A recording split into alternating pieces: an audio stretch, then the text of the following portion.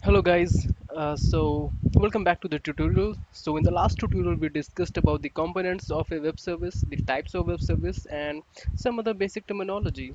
So in this in this tutorial and from this tutorial onwards things will be more in touch with the SOAP or Java WX, Jax-WS web service, and we are not going to talk about the REST API, RESTful API or REST web services.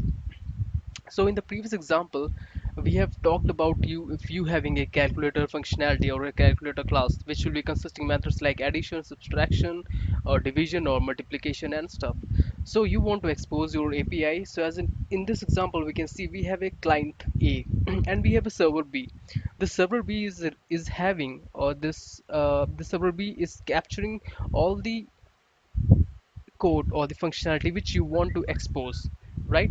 So for example, several in your case several we will be having a class called calculator, and its functions will be like get addition or do addition or do subtraction or this stuff. In this example, however, there is an application called my app over here, and it has a method called get product.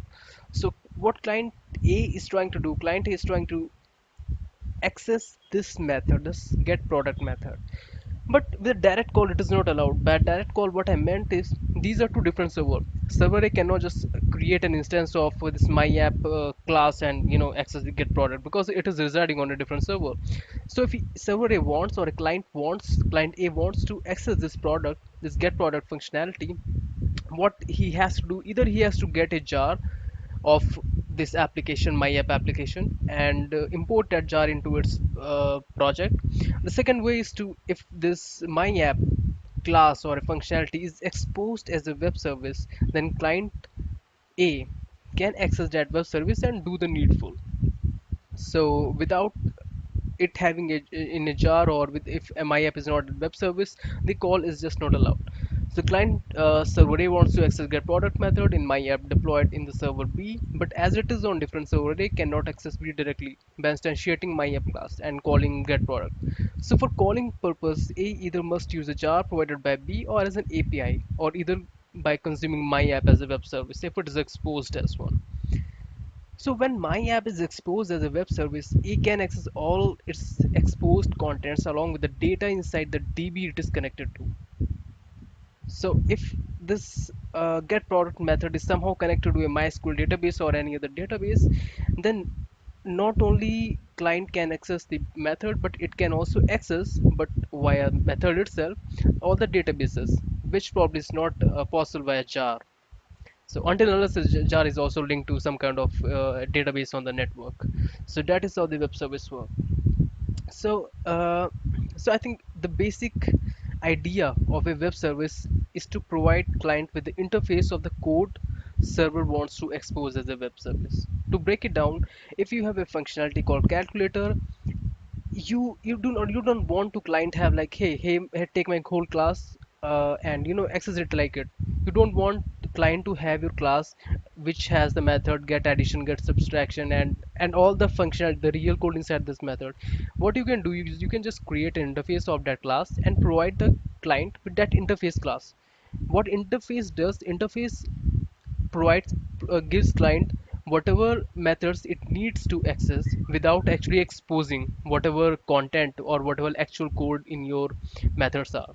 So the basic idea of web service is to provide client with the interface of the code which server wants to expose as a web service. You want to expose your calculator code as a web service, great, you can just create an interface of it and provide it to the client, right? So here, so what we have done, we have a client, right? Now there is this class called my web service IMPL, the implementation, and there is the method inside it called get product, which clients want to access. It is returning nothing but web service 101 or WS 101. So the first thing is like I can just give my client this class. I'll say, hey, use this my WS sample. I can just hand it over to you. You can access it. But the problem in that is client can modify whatever the actual structure of code is residing inside this method, and we don't want that. We only want the client to use our web service or use our code just for the purpose of request and response, and he should not be allowed to modify anything inside it, or rather see anything inside it. It is not recommended for the security purpose. So what we did, we created an interface, and okay, I'm sorry, I forgot to implement it here. What we have to do, we'll have to, this my WSIMPL class actually implements this interface, and then we provide client with this interface and not the class itself. Now what is happening, client can access this interface over the network and call this get product method without knowing what is actually inside that product method. When client hit this get product method, it will return it a string saying WS101. So that is like the base concept of a web service. Clients are not given actual classes, but they are provided with an interface